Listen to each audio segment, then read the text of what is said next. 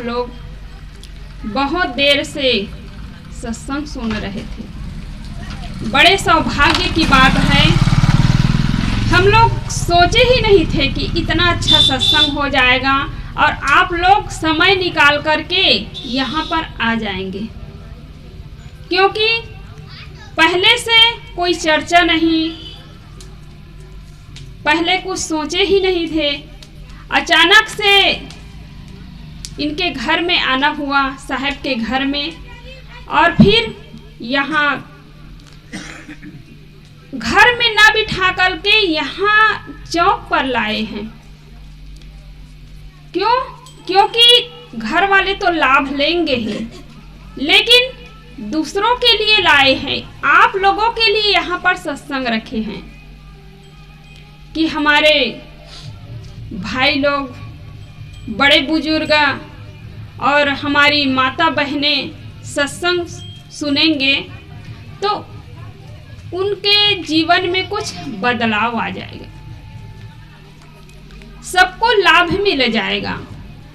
क्योंकि जो सत्संगी होते हैं ना, उनके मन में कोई स्वार्थ की भावना नहीं होती है। वो सोचते हैं कि मैं सत्संग से जुड़ा हुआ हूँ तो मुझे सत्संग से जो लाभ मिल रहा है वो अन्य लोगों को भी मिले। देखिए, केवल भौतिक चीज के लिए आदमी दौड़ते हैं, केवल रुपये के लिए, पैसे के लिए, धन संपत्ति के लिए। उनके मन में स्वार्थ की भावना होती है कि सबसे पहले ये चीज मुझे मिले। होती है ना, सब लोगों को अनुभव है कि सत्संग की जगह पर कहीं भौतिक चीज मिला जाए, कहीं धन दिया जाए, रुपये पैसे कहीं बांटा जाए, तो जनसंख्या कितनी बढ़ जाती है, बहुत ज्यादा।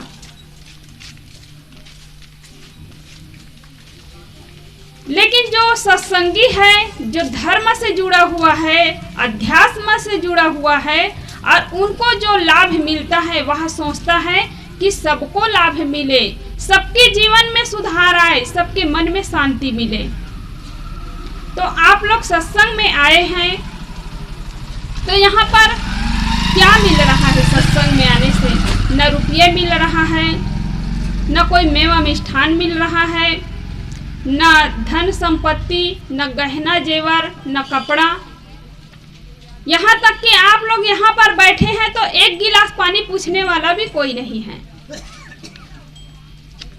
लेकिन आप लोग प्रसन्न मन से, खुश मन से यहाँ बैठे हैं, क्योंकि ये सत्संग जो है दूसरे के लिए नहीं है, ये खुद के लिए है। जैसे भोजन को करते हैं तो हम खुद खाएंगे ना, कि परिवार के एक सदस्य भोजन कर लेंगे तो सबका पेट भर जाएगा। ऐसा होता है? नहीं होता है। ऐसे ही ये सत्संग है, भजन है, कीर्तन है, हम करेंगे तो हमारा कल्याण होगा, हमारा जीवन का सुधार होगा। ऐसा नहीं कि जैसे कोई निमंत्रण देते हैं तो घर के एक सदस्य पहुंच जाते हैं, पूरे घर वालों का काम पूरा हो जाता है। सत्संग ऐसा नहीं है। जो भी सुनेंगे, जो भी अपने जीवन में बदलाव लाएंगे, उसका कल्याण होगा। सब लोग अनुभव कर रहे हैं। लेकिन यही सत्संग के लिए कहा जाता है कि समय निकाल करके पहुंचना चाहिए। कौन जाने किसका शरीर कब तक है। आदमी सोचते हैं कि अरे हमें तो 100 साल की उम्र मिली हुई है, लेकिन कोई गारंटी है? कोई गारंटी नहीं है। हम गांव में ही देखते हैं, पड़ोसी के घर में देखते हैं, दूसरे गांव में देखते हैं कि किसी का शरीर बचपना में छूट जाता है, किसी के जवानी में छूट जाता है, किसी का बुढ़ापा में छूट जाता है। फिर भी हम आंख बंद किए हुए हैं, आंख बंद करके जीते हैं कि अभी तो हमारे 50 साल की उम्र है, तो अभी 50 साल अभी बचा हुआ है। ऐसा नहीं है। और किसी के जीवन में बुढ़ापा आ भी जाए तो जितने बूढ़े लोग होंगे, बहुत ज्यादा बूढ़े लोग, वो लोग खुद अनुभव करते हैं कि बुढ़ापा आने से शरीर की दशा क्या है। फूलवा भार न ले सके कहे सखियन सो रोए। फूल का भार लेना भी मुश्किल होता है, क्योंकि शरीर खुद भार बन जाता है। यहाँ जब आप लोग बैठेंगे तो तुरंत बूढ़े आदमी को कहे कि जहाँ पर आप बैठे हैं वहाँ से तुरंत उठने के लिए कहे तो उठना मुश्किल होता है। कम से कम 10 मिनट 5 मिनट उठने में लगता है, तो शरीर कितना भार है। लेकिन इसी शरीर का अहंकार होता है, परिवार का अहंकार होता है, धन का अहंकार होता है, लेकिन कोई काम आने वाला नहीं होता है। तो भजन करना, भक्ति करना, लेकिन आदमी जवानी में जब जोश रहता है तब होश नहीं रहता है, और जब बुढ़ापा में होश आता है तब जोश खत्म हो जाता है। गांव में ही सत्संग होता है तब भी पहुंच नहीं पाते हैं, तो दूसरे गांव की तो बात ही छोड़ दीजिए। कहेंगे क्या करें साहब जी, बेटा गाड़ी में बिठा ले जाएंगे तब जाएंगे, और नहीं ले जाएंगे तब नहीं ले जा सकते हैं। अपने हाथों में जब पैसा है, अपने मुट्ठी में जब रुपये है, धन है, तो हम केवल परिवार के लिए सोचते हैं, अपने लिए सोचते हैं। कभी ये नहीं सोचते हैं कि किसी को दान दे दिया जाए, इसको अच्छे कामों में लगा दिया जाए, या जिसको धन की जरूरत है, किसी के बच्चे पढ़ नहीं पा रहे हैं, रुपये धन की कमी है, तो उसको सहयोग, उसके लिए सहयोग नहीं कर पाते हैं। कोई बूढ़ा व्यक्ति है, फटा पुराना कपड़ा पहना है, उसके पास कपड़ा लेने के लिए पैसा भी नहीं है, हम आंख में देख करके चलते हैं, गली से गुजरते हैं, लेकिन उसको एक 50 रुपये 100 रुपये का कपड़ा भी खरीद करके नहीं दे सकते हैं। उसके पास 2 मिनट हम समय दे बैठने के लिए, ये भी हमारे पास नहीं होता है। और वही व्यक्ति का जब शरीर छूट जाता है, खबर मिलता है, तो खेत गए हैं, गांव गए हैं, कहीं काम में लगे हैं, तो छोड़ करके तुरंत दौड़ पड़ते हैं, अमुक व्यक्ति का शरीर छूट गया। तो शरीर छूटने के बाद आप कितने कीमती वस्त्र उसके पास ले जाकर के डाल दीजिए, ओढ़ा दीजिए, पहना दीजिए, चाहे रुपये पैसे दीजिए, वो बेचारा को पता ही नहीं है, क्योंकि जानने वाला तो शरीर छोड़कर चला गया। और उस स्थिति में यदि कीमती वस्त्र नहीं, एकदम लोकल सस्ता कपड़ा भी दे देते, तो जीवन भर आपका उपकार नहीं भूल पाता। तो ऐसे हमें सौभाग्य से मानव जीवन मिला है, तो हम अपने जीवन में अच्छा कर्म कर ले।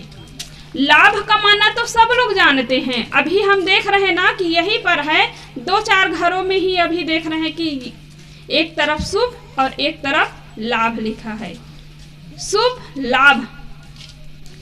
तो आप लोग सोच सकते हैं कि क्या शुभ लाभ लिखने मात्र से किसी के जीवन में शुभ होता है?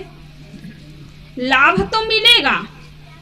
कोई चोरी करने वाला व्यक्ति है, किसी के घर में चोरी करता है, डाका डालता है, तो लाखों रुपया रातों रात मिल जाता है।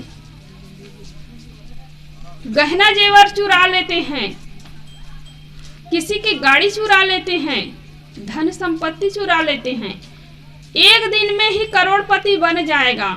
लेकिन क्या वो लाभ शुभ हो सकता है? क्या वो लाभ जीवन में सुख दे सकता है, शांति मिल सकती है? नहीं मिल सकती है। एक भजन में भी कहा है, पाप कमाई तो घर में न लाना,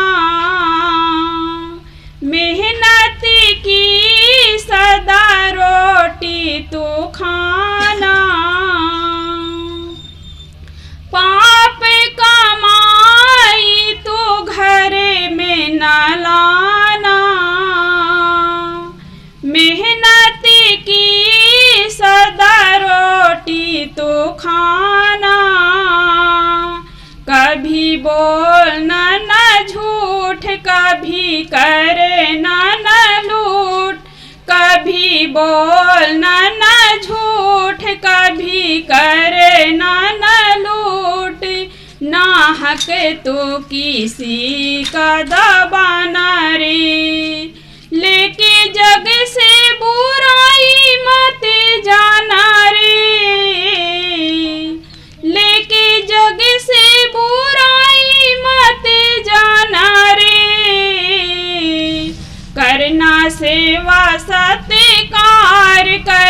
दूसरों से प्यार, ना किसी को कभी भी तू सताना रे, ना किसी को कभी भी तू सताना रे। कभी पाप काम करके, कर्म करके कभी धन रुपये पैसे को घर में नहीं लाना चाहिए, वो कभी सुख नहीं दे सकता है। आप सबसे पहले तो आप चोरी करने के लिए जाते हैं, किसी के धन संपत्ति को देख करके ललचाते हैं, फिर वहाँ कोशिश करते हैं चोरी करने के लिए। सबसे पहली बात, आपका मन खराब होता है, आप एकदम भयभीत रहते हैं, उस समय चिंतित रहते हैं, आपके मन में डर समाया होता है, और चोरी करने के बाद भी आप भय में जीते हैं, चिंतित रहते हैं कि कहीं मुझे देख न ले, कहीं किसी को पता न चल जाए। और जब किसी को पता नहीं चलता है तो कुछ पल के लिए मन एकदम खुश होता है कि मैं करोड़पति बन गया, लखपति बन गया। उस धन से, उस रुपये से आप बहुत बड़ा मकान तो बना सकते हैं, गाड़ी खरीद सकते हैं, घर को सजा सकते हैं, गहना जेवर खरीद सकते हैं, कीमती वस्त्र पहन सकते हैं, लेकिन आपके मन में चैन नहीं, और चैन नहीं, बेचैन है, तो क्या फायदा ऐसे धन से, ऐसे संपत्ति से। इसलिए कहते हैं चैन मिले जो कुटिया में, ना महल न कोठी में, जरा खा के देखो बड़ा मजा मेहनत की रोटी में। चैन मिले जो कुटिया में, ना महल न कोठी में, जरा खा के देखो बड़ा मजा मेहनत की रोटी में।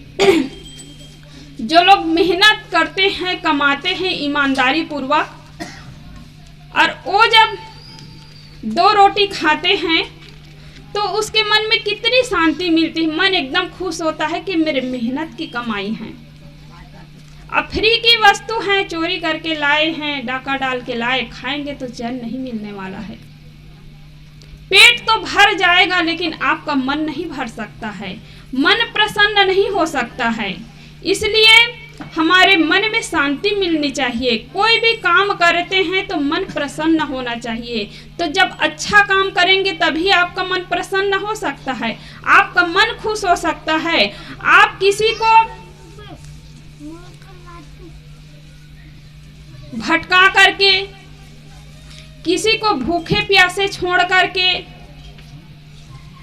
आप खुश नहीं हो सकते हैं, बल्कि प्यासे को पानी पिलाएंगे, भटके हुए को रास्ता दिखाएंगे, भूखे को भोजन खिलाएंगे तो आपका मन एकदम प्रसन्न होगा। बिस्तर पर जाते हैं तो दिन भर जो क्रियाकलाप करते हैं ना, दिन भर व्यवहार करते हैं, कर्म करते हैं, वही सामने आता है। सब लोग अनुभव किए होंगे।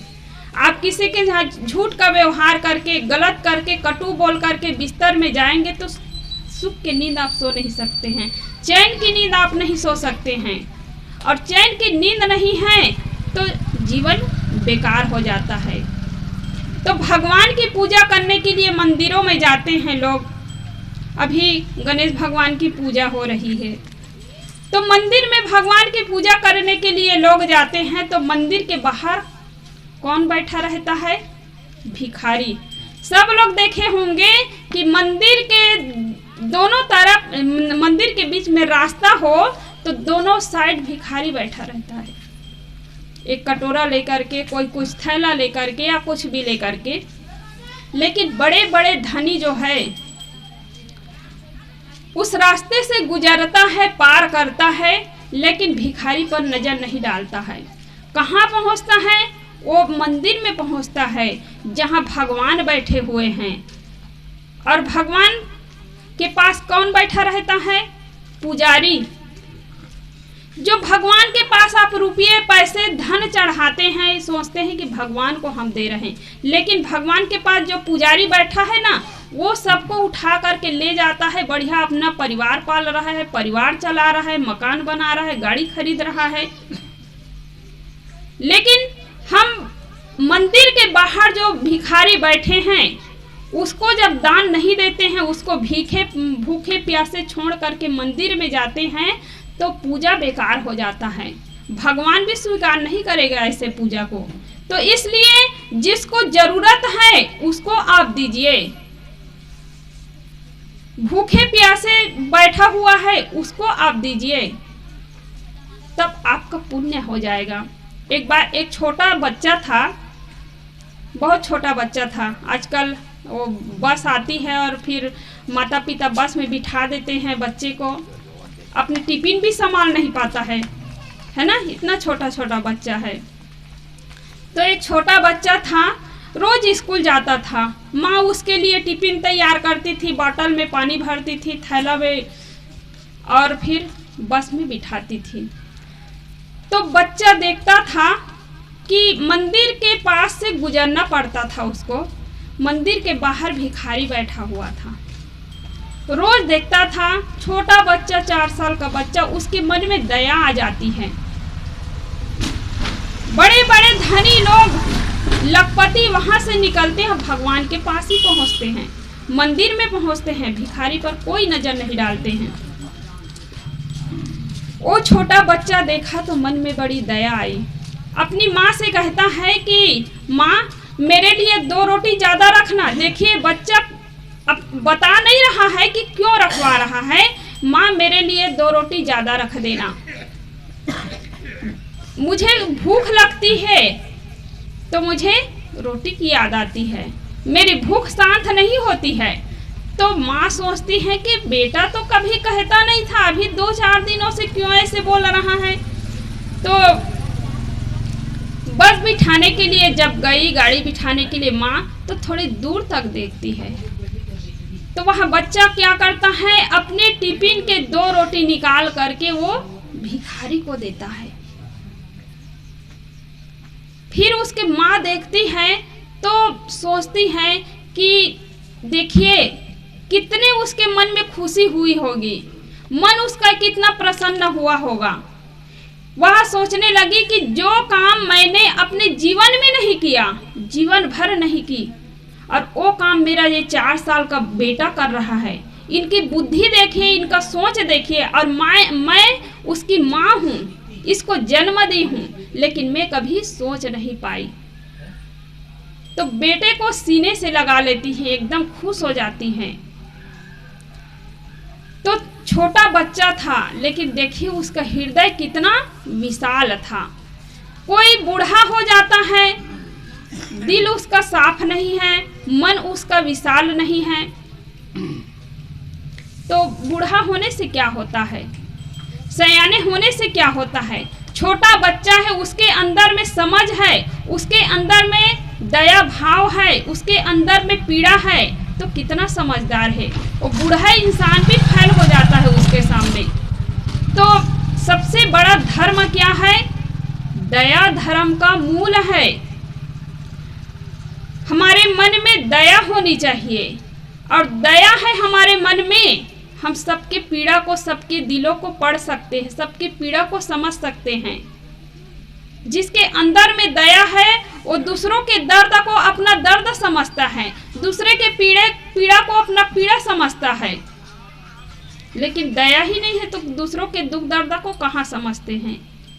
देखते हैं गांव-गांव में दुर्गा की पूजा होती है, नवरात्रि आने वाली है, दुर्गा की पूजा होती है, दुर्गा माता की। वो अपने जीवन में कितना अच्छा कर्म की है, अच्छा व्यवहार की है।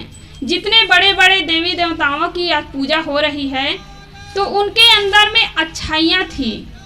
गुणों से महान होता है आदमी, शरीर से कोई महान नहीं होता है, माता पिता से कोई महान नहीं होता है, कोई जगह से महान नहीं होता है, अपने कर्म से महान होता है।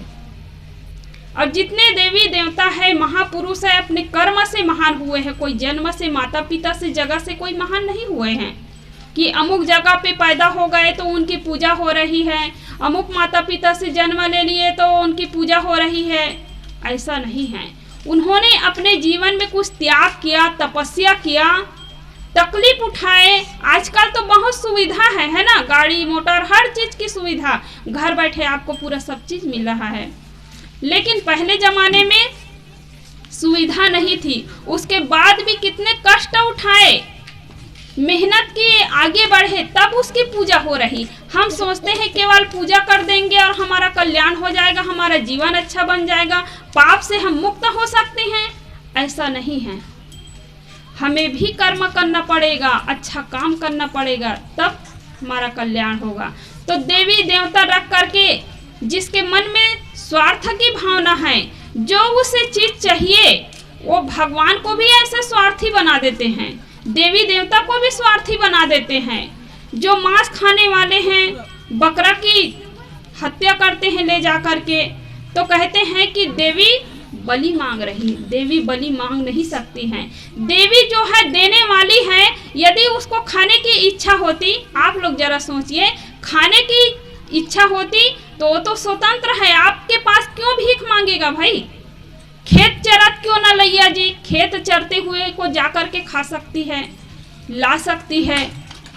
लेकिन भगवान को भिखारी बना देते हैं कि भगवान बलि मांग रहे हैं। तो भगवान देने वाले हैं, दयावान हैं, जो देते हैं उसी को देवता कहा जाता है, देवी कहा जाता है। लेकिन आदमी इतने स्वार्थ के कारण इतना नीचा गिरा हुआ है, तो भगवान को भी ऐसे बदनाम करते हैं। तो ऐसे स्वार्थ में पड़ा रहता है और आदमी कुकर्म करता है, पाप कर्म करता है, और वही इंसान भगवान की पूजा करता है कि मैं पाप से मुक्त हो जाऊं। वही इंसान गंगा में जाकर स्नान करता है कि मैं पाप से मुक्त हो जाऊं। तो पाप शरीर में नहीं है, पाप किस में है? मन में है। आपके मन में है तो मन को साफ करने की जरूरत है, मन को धोने की जरूरत है। यहाँ पर आप लोग बैठे हैं तो शरीर को धोने के लिए नहीं, मन को धोने के लिए बैठे हैं। सत्संग से मन धुला जाता है, मन साफ किया जाता है। और ये सत्संग रूपी गंगा में जो निमज्जन करते हैं, उसका मन शुद्ध होता है। और मन जब शुद्ध होता है तो उसका पूरा जीवन अच्छा बन जाता है। कहते हैं ना कि किसी का मन बिगड़ जाता है, उसका दिमाग खराब हो जाता है, तो कहते हैं ये इंसान बहुत बेकार है। गलत सोच वाले इंसान है तो इंसान बहुत बेकार है। लेकिन उसका मन यदि ठीक है, मन यदि अच्छा है, तो इंसान सबके लिए अच्छा बन जाता है। देखिए, शरीर तो वही है, इंसान तो वही है, केवल मन को बदलना है। तो यहाँ पर आए हुए हैं तो मन को बदलने के लिए आए हैं। यहाँ भौतिक चीज मिलने वाले नहीं हैं। यहाँ अध्यात्म के रस मिलते हैं। जो आप जीवन भर भौतिक चीज की कमाई करते हैं, उसमें भी शांति नहीं मिलती है। तो यहाँ हमें ज्ञान होता है, हमारे अंदर में बुराइयां हैं, हमारे अंदर में क्रोध है, हमारे अंदर में काम है, हमारे अंदर में लोभ है, वो निकलता है। एक भजन में कहा भी है, कामी और क्रोधी मन ने मोह में फंसाया, लोभ ने हमेशा तेरी नाव को डुबाया। कामी और क्रोधी मन ने मोह में फंसाया, लोभ ने हमेशा तेरी नाव को डुबाया। जाग जाग जाग अब तो हो गया सवेरा, जाग जाग जाग अब तो हो गया सवेरा। ना कुछ तेरा बंदे, ना कुछ मेरा, गुरु ज्ञान पाले बंदे मिटा ले अंधेरा। ना कुछ तेरा बंदे, ना कुछ मेरा। तो गुरु के ज्ञान मिलने से हमारा मन शुद्ध होता है, पवित्र होता है। काम है, क्रोध है, लोभ है, वो मनुष्य को डुबा कर रखता है। लोभ आ जाता है मन में, लोभ के कारण आदमी कहाँ पहुंच जाता है।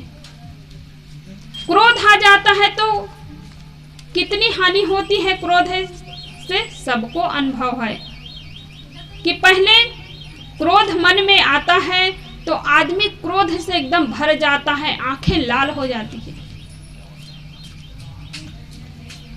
और क्रोध से अपनी हानि और दूसरों की भी हानि होती है, क्योंकि क्रोध से आदमी कुछ सोच नहीं पाता है, विचार शून्य हो जाता है, आगे पीछे कुछ नहीं सोचता है, जो करना है तुरंत करता है और बाद में फिर पश्चाताप करता है।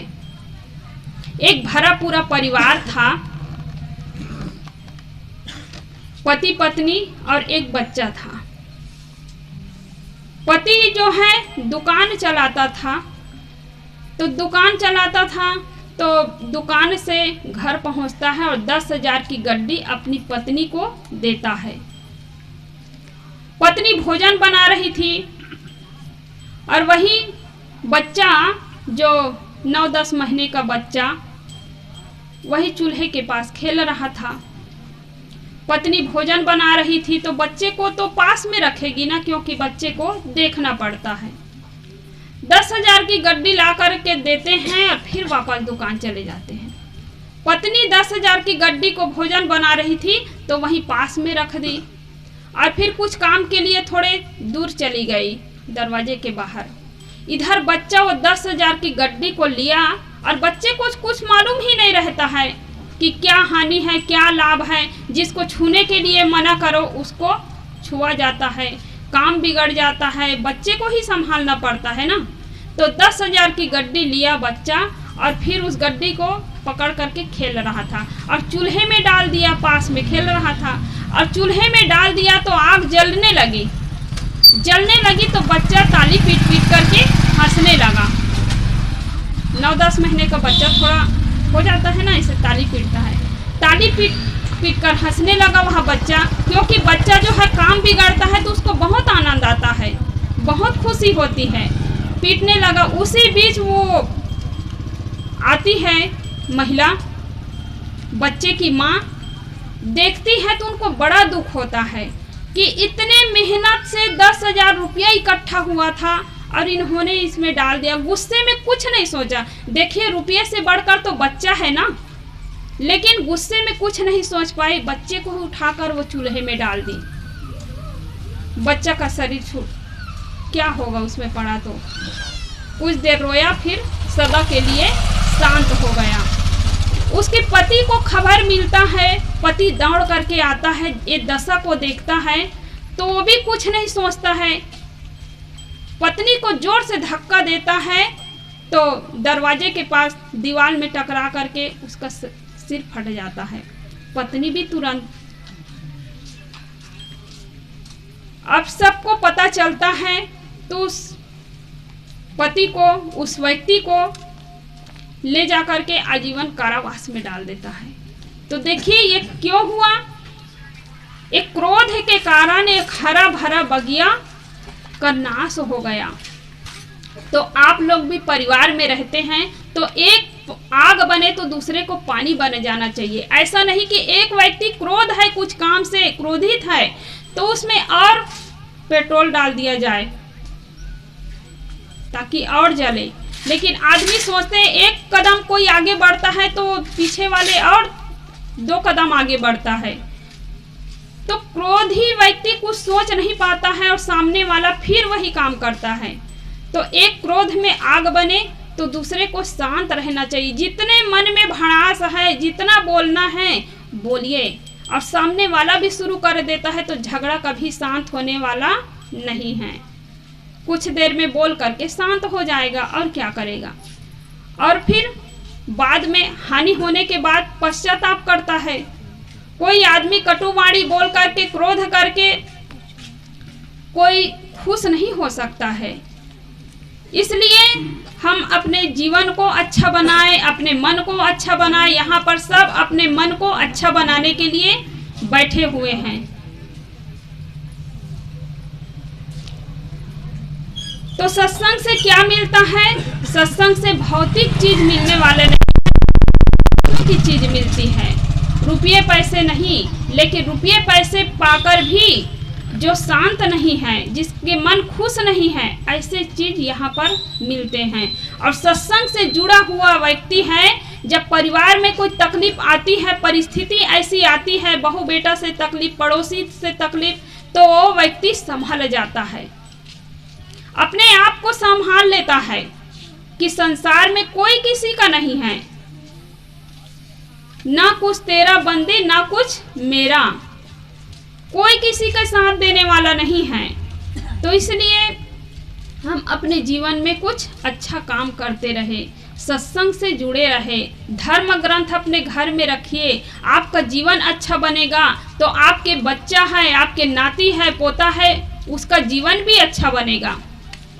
क्योंकि बच्चों को सिखाना नहीं पड़ता है, बच्चों को दिखाना पड़ता है। एक बूढ़ा व्यक्ति था, आप लोगों को देख के याद आ गई मुझे, एक बूढ़ा व्यक्ति था, सत्संग कहीं पर भी होता था तो पहुंचता था, क्योंकि उसके जवानी अवस्था से ही लगन थी उसमें, सत्संग कहीं पर होता था पहुंच ही जाता था।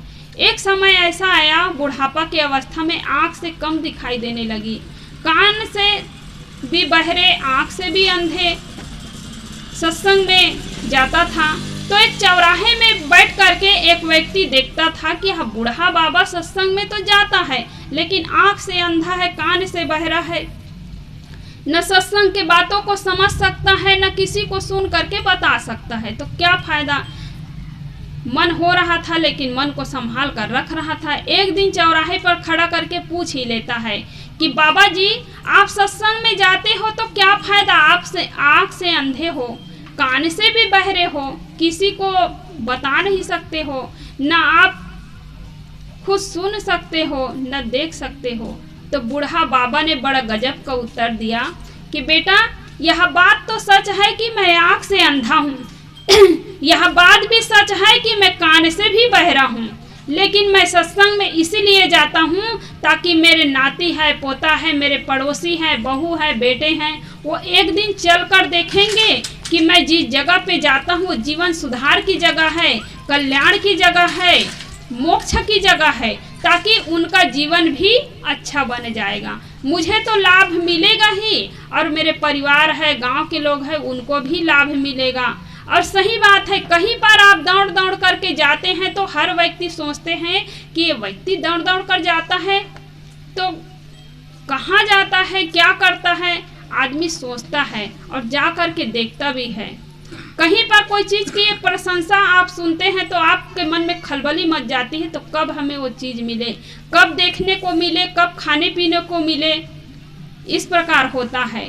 तो बच्चा जो है, आप जैसे घर से निकलते हैं तो बच्चा आपकी उंगली पकड़ करके बाहर निकलता है, आप जहाँ जाएंगे बच्चा जाएगा। आप बीड़ी के दुकान में जाते हैं तो बच्चा भी बीड़ी के दुकान में जाएगा।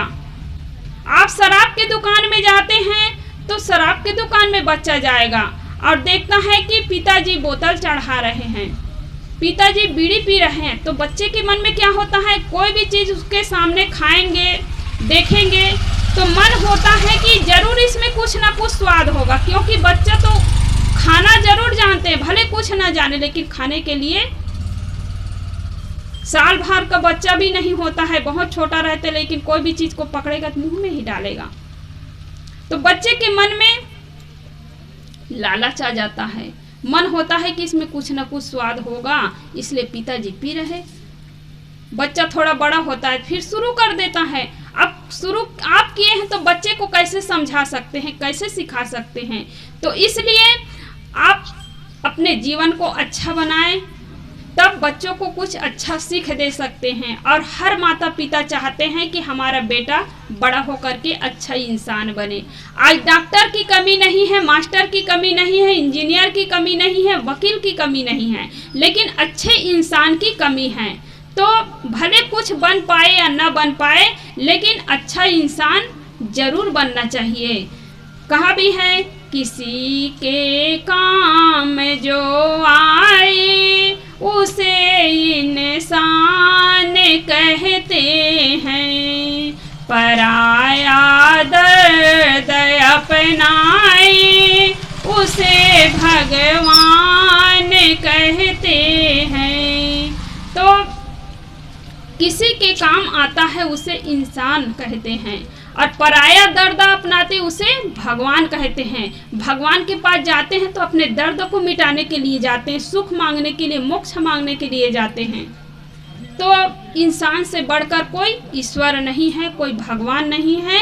जिन भगवानों की हम पूजा करते वो भी पहले इंसान थे और अच्छे काम करके ऊपर उठे हैं। तो ऐसे हमें भी बनना है, ऐसे हमें भी अच्छा काम करना है, ताकि हमारी भी पूजा हो सके, हमें भी लोग याद कर सके। तो अच्छा काम करके ही अपने जीवन में सुख पा सकता है, शांति को प्राप्त कर सकता है। सुख और शांति अपने भीतर में है, कोई बाहर नहीं है। तो बड़ी खुशी की बात है, सौभाग्य की बात है, अचानक से यहाँ आना हुआ और आप लोग इतनी जनसंख्या में यहाँ पर उपस्थित है, सत्संग से लाभ ले रहे हैं। बोलिए सद्गुरु देव की जय, सद्गुरु कबीर साहेब की